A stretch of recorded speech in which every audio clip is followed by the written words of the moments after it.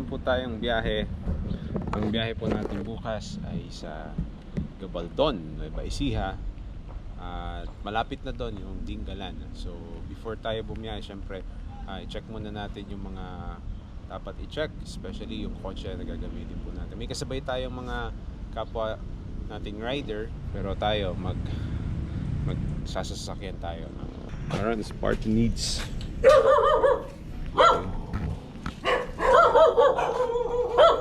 Ay, nakabalot. Engine oil. So yan, bagong bago. Nasa level, sakto-sakto. Water, siyempre yung coolant. On battery terminal intact. Then siyempre brake fluid. So nagpalit tayo ng gulong dahil may biyahe tayo. Palit tayo ng mags. Ginawa natin siyang 18 na meron siyang specification na 215 yung lapad, 45 yung height, then 18 yung diameter. So this is the original NK mags galing sa Mitsubishi Lancer. So yan yung ilagay natin. So yun nga, na-check na natin. So yun nga, pumunta tayo dito sa parking. Ikipark na lang po tayo dito. Thank you po. At nag-check po tayo ng sasakyan. So yung mga gulong naman bago. At syempre nagpalit nga tayo ng mags. At syempre nagpa-change oil. Palit na rin yung brake pads dahil na-recommend na rin ng mechanic nung nagpa-change oil po tayo. So all goods naman. Chinek ko na rin yung engine compartment. At syempre yung mga tools, early warning device, nandun na rin. So tomorrow, double check ulit yung mga dapat i-check para mas safe. 2:30 AM. So ayan. So naka-ready na tayo. Preparing, going to Gabaldon, Nueva Ecija.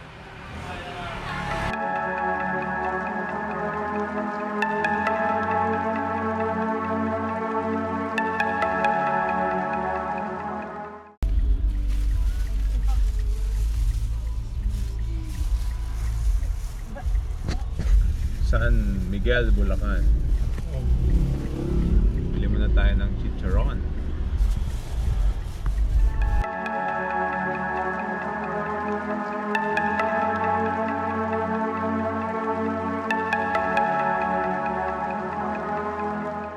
(7 AM) dito tayo sa Gapan. Hindi pala, Kabanatuan. So stopover muna tayo, then balik ulit. So almost 1.5 hour pa going to Gabaldon. So ayan, stop muna tayo.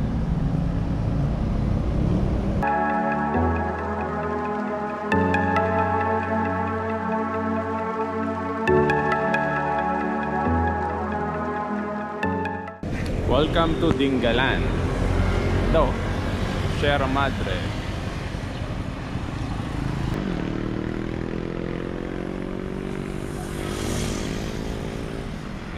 Daming riders dito.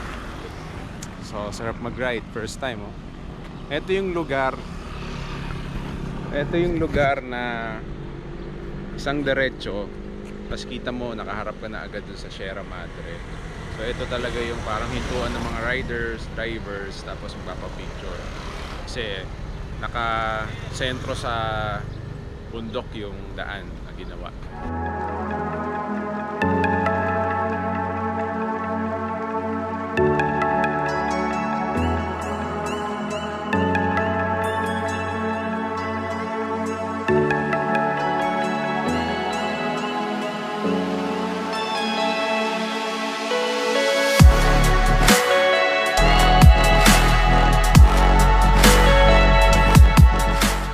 Tayo ng Gabaldon, Nueva Ecija. 9:20.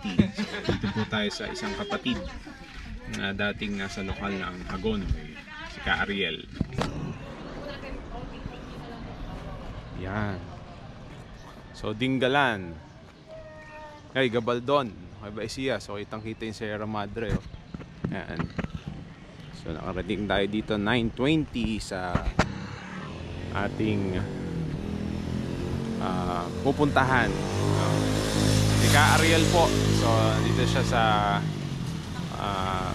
Poblacion, Gabaldon, Nueva Ecija. Siya po ay may business ng Ariel Glass and Aluminum. So dati po siyang taga Hagunoy, Taguig. At yung mga kasama nating rider nasa Gapan, Nueva Ecija pa lang, pupunta rin sila dito. So pahinga muna tayo. Punta muna tayo sa palengke ng Gabaldon para sa lunch. Pang 30 na katao ang kakain. So lapit lang mula dun sa pag-i-stayan namin. So ito na, Gabaldon Public Market.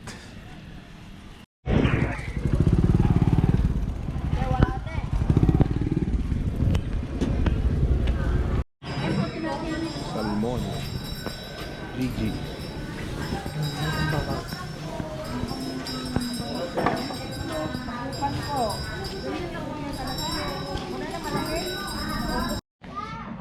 Dito naman yung mga prutas. May tayo ng panggisa, tsaka pang gulay, tinola. Sampu lang. Mama, okay na po ganun kalaki? Lagi naman. Wala pong maliit. Ice cream yummy. Ice cream good. Ice cream yummy. Kano yan kaya? 20. Ice cream yummy. Ice cream good. So nabili tayo ng bangos. Bangos, manok, saka gulay, pang tinola. Pang ihaw yung bangos. Mahal din yung bangos dito Parang nasa Maynila. Pati yung manok 120. May ice cream. Ang sabi daw kaya mahal lang isda ay kakatapos lang ng bagyo. So pahirap ang manghuli. Kaya nagmahal. Pero dun sa Dingalan, dun yung mga tuna. So, para siyang gensan. So maraming tunang nahuhuli doon. So mas mura. Subukan natin kung may tignan natin bukas kung makakatingin tayo ng tuna.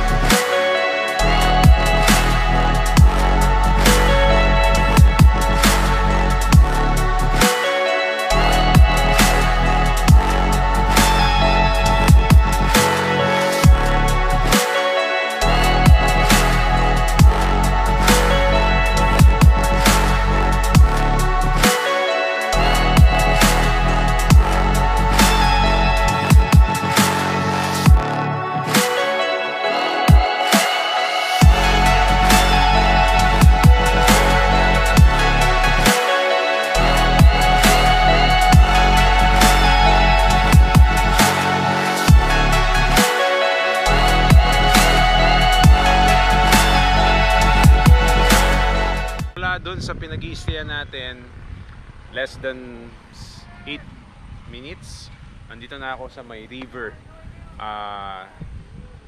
sa may Gabaldon, Gabaldon River yata ang tawag dito. So yung view, kitang kita nyo yung Sierra Madre, ayan, nakapalibot, ang taas. Yan, yung kabila ang tawag doon Maria Aurora, yan na yun. Kabila nun Baler. So yan, so nakapalibot yung buong Sierra Madre.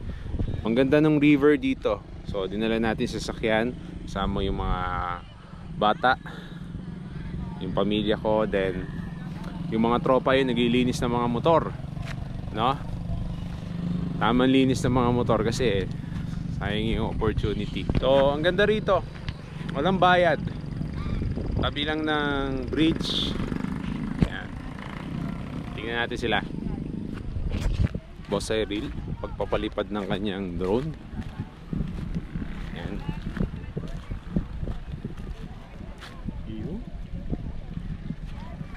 Saan na yung drone? Kabila, yun. Si Kuya, naglilinis ng tricycle.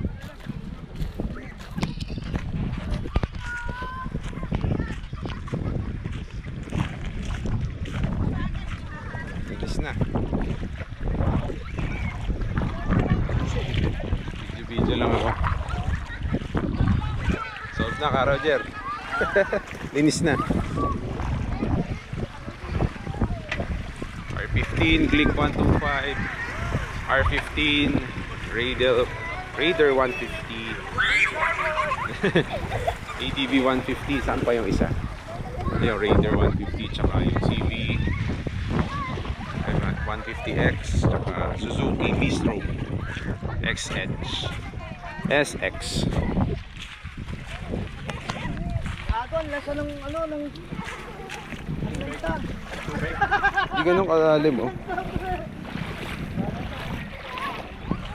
Ito yung bridge. Yung parents ko, sa aking kapatid ko, asawa ko. Tamang kape lang. Tinatangay sila para silang diaper na inaanod.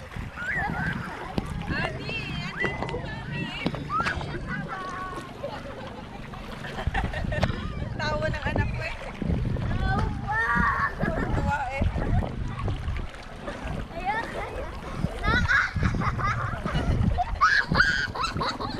Yung chilelas mo tawang malakad ka pa ka.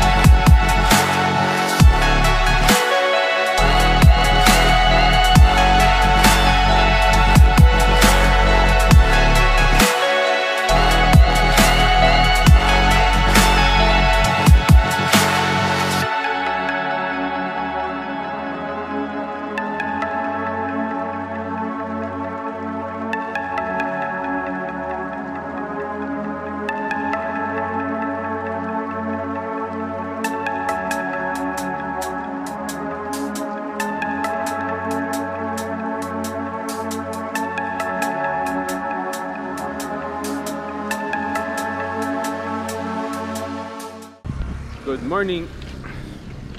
Good morning, good morning. Day 2. Day 2 tayo ng Gabaldon na travel, no? So, napakaganda ng labas. Kitang-kita agad yung bundok ng Sierra Madre. So, ngayon ang itinerary natin, pupunta tayo doon sa gilid ng Dingalan. At sobrang daming beach doon. Then papasyal tayo doon sa Pacific Ocean View na tinatawag nila. So nakapag-breakfast na rin tayo at medyo nahilo tayo kagabi, no? Yung alas 9 dito, parang alas 2 na ng madaling araw eh. Alas 3. Sobrang tahimik, marerelax ka talaga, sobra. So sobrang lamig pa dito. Eh katabi namin yung mountain na yan. So, hindi ko lang kung ano yung tawag dyan. So busy na rin yung mga tao dito. 7 AM. May hospital doon, may palengke, may terminal.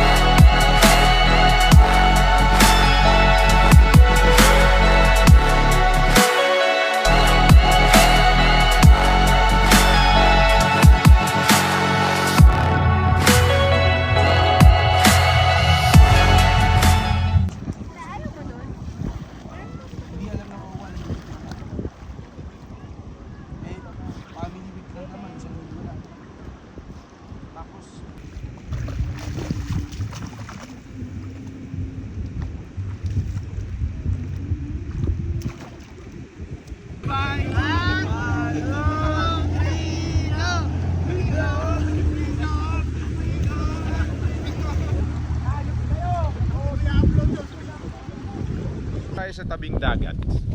So, yung quality dito ng buhangin, parang parang nandun ka lang sa Infanta. Infanta, Baler, tsaka dito sa Dingalan, halos pare-parehas lang ng ng buhangin. Ito.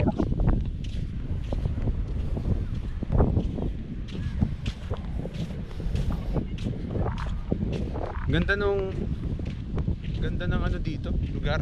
Wala masyadong bato dito sa part na to.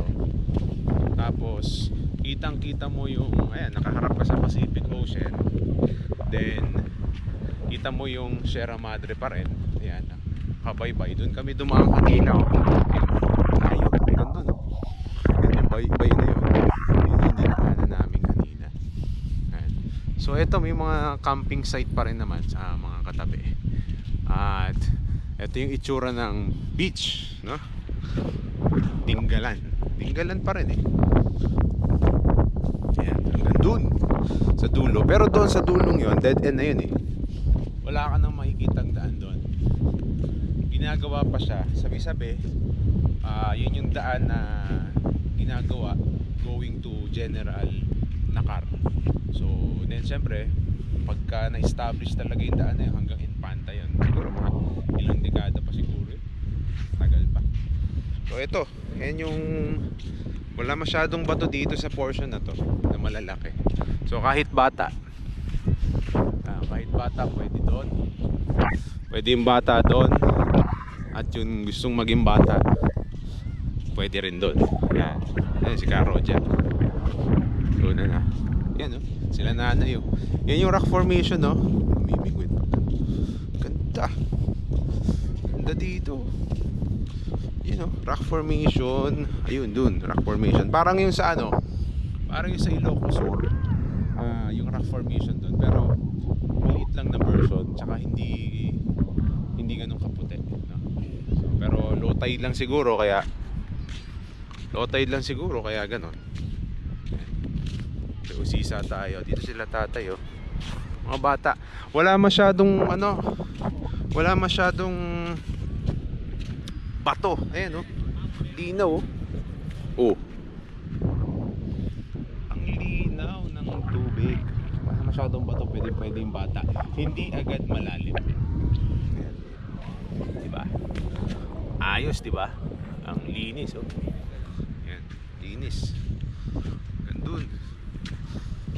Ayan. Teddy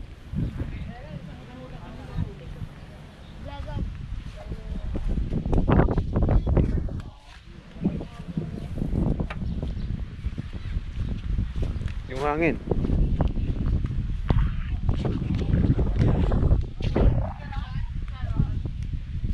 Right lang.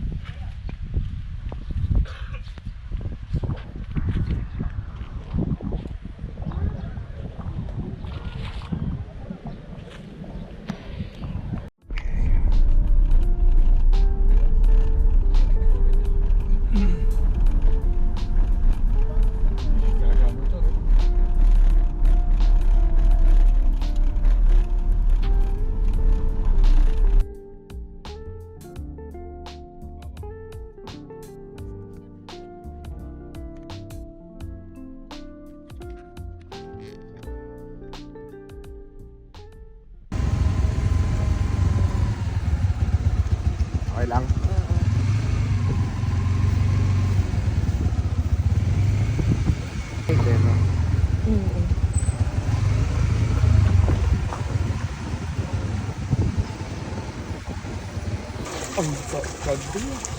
Bakit? Ano tapos ko doon? Sige nga. Ako din. Sige nga. Naya. Mabigatan talaga. Wala nga yung pinakamababaw din. Sabi nga. Ang galing ni Naya. Oo, ang galing. Ang galing. Ito na. Hindi, winner.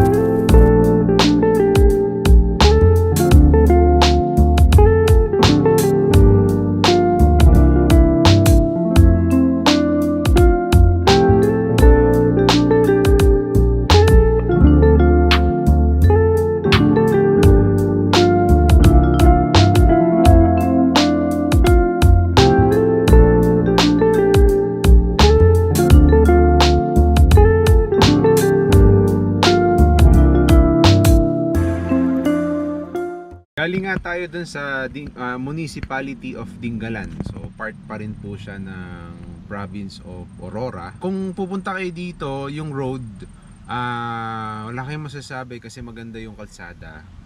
Yung main road, concrete yung road condition dito. May mga portion na ginagawa sa parting mismong Dingalan na, no? Bandang dulo na siya. Sa may bandang shorelines, yan, may mga ginagawa pang kalsada doon. At may mga landslide kasi. Pero so far, maganda yung the rest, maganda yung road condition, no? Wala kayong aalalahanin. Uphill, may mga light lang, pero hindi ganun ka-steep kagaya na makikita nyo sa going to Baler, sa Maria Aurora at syempre sa Bungabon. Ibang klase yung doon, yung uphill and downhill doon. So dito wala masyado. Yung Dingalan ay coming from Dumagat word na by the Galan River. So yun yung pinagmulan nung Dingalan. So ito, ang layo nito from Manila, I think mga 220 kilometers yata to. Hindi ko pa na-check, pero 4.5 hours. Yan, kung chill na takbo lang.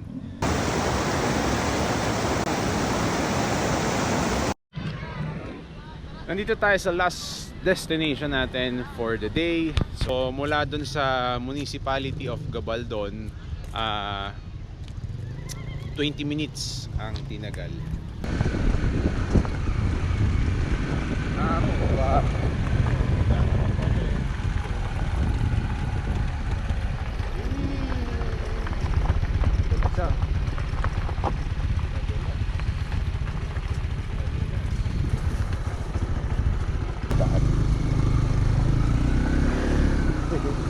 Buti hindi sumasakit sa Tapalodo to. Dinaanan na namin to nung papunta doon. So ito yung isa sa mga tourist spot dito sa Gabaldon. So ito yung lugar niya. Yan, bridge. Makikita mo na agad yung river na to. Hindi ko lang alam kung ano yung exact na pangalan nito. Lagay ko na lang dyan sa video. So ayan, maraming mga kubo-kubo hanggang dun.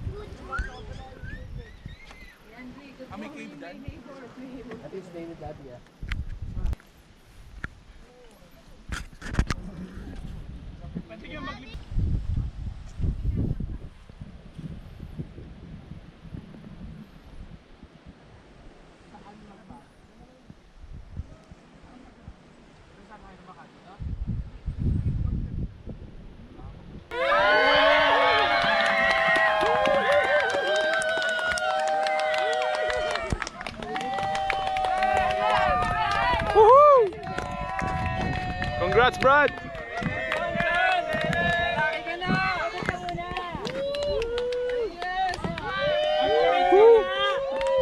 Baka tumalon!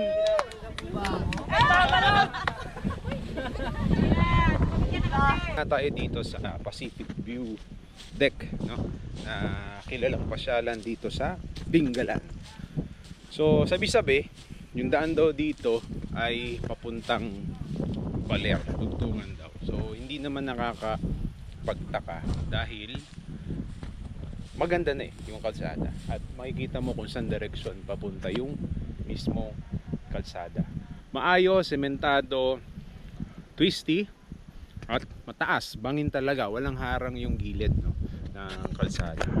So dito maganda yung view, malakas yung hangin, malamig kahit tirik yung araw. Entrance fee 20 pesos. Akyatan saglit lang. Wala pang 15 minutes akyatan, no? So may dalawang option, pwede kang sumakay ng tricycle, may tour guide na yon, magbabayad ka ng 50 pesos, yun na yun, per head, iba pa pala yun, no? At yung tour guide 200 pesos, no? So yung isang option naman, kung gusto mo magmotor ka lang hanggang makarating ka dito sa parking na to, ang babayaran mo na lang 20 pesos na entrance fee. Yun, so relax ka lang dyan. Meron doon, no? May tindahan doon, pwede kang bumili ng halo-halo, burger, sandwich, mga silog, chicheria, tubig, kung ano-ano pa. So habang nagre-relax ka dyan, kasi hindi rin biro yung akyatan doon, medyo nakakahingal din, no? So yun yung meron dito. Ganda, instagrammable yung view ng Pacific Ocean, no? So yun lang. Maya uwi na tayo, mga 4 to 5 PM. Pahinga muna tayo bago tayo bumalik ng Manila. So maraming salamat. Ingat.